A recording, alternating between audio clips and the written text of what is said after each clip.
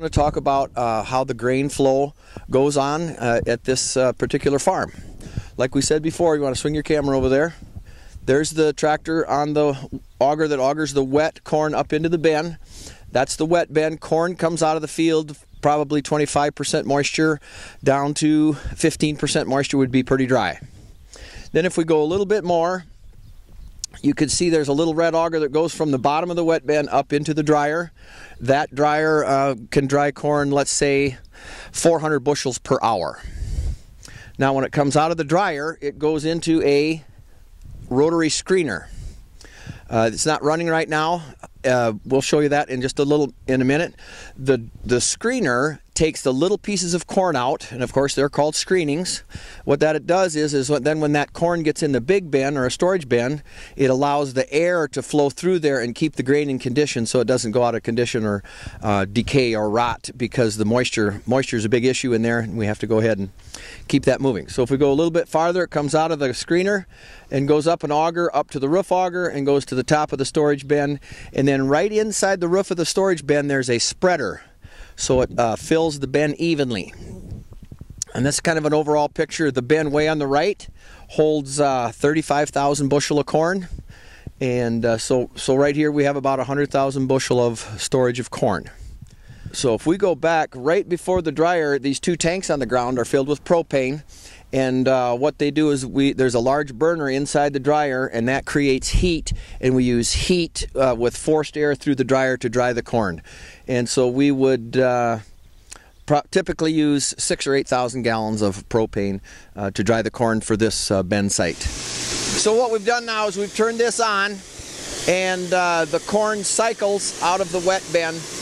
There's a switch on the top of the dryer that calls for corn when the dryer gets empty enough. When the corn comes out of the dryer, it goes up here into the screener. This is where it comes out of the screener and goes into the auger, going up to the bins.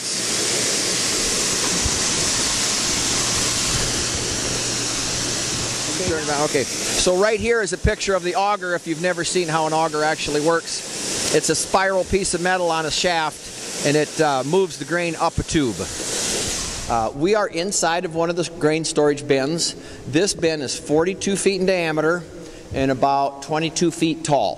Holds about 30,000 bushels. This one was built in 1988, I think. If you want to go ahead and show the picture of the floor and zoom in, the floor has little holes in it, and that's what allows the aeration. There's a big fan outside of the bin, pushes air through there to keep the moisture level constant. So that's how we store grain, is keep the moisture level at a constant rate all the time. Okay, we're looking at a sump in the grain bin, and when we open that door, then the grain goes into this auger and goes outside. If you swing your camera right outside the door, that's the unloading auger where the grain comes out of the bin, and then that goes into an auger into a truck when we load the corn out.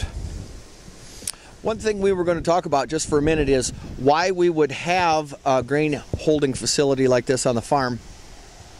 In the fall when we're combining, if we take all of our corn to town and we have to sit in line at the elevator, that just takes up a lot of manpower and time, and so this is a convenience factor. Also, when we sell the corn, if we have it here on the farm, we don't have to take it to the elevator and sell it right away. We can sell it when we want. If the price changes and things happen worldwide that affect the grain market, then we can take advantage of that when we do sell our corn.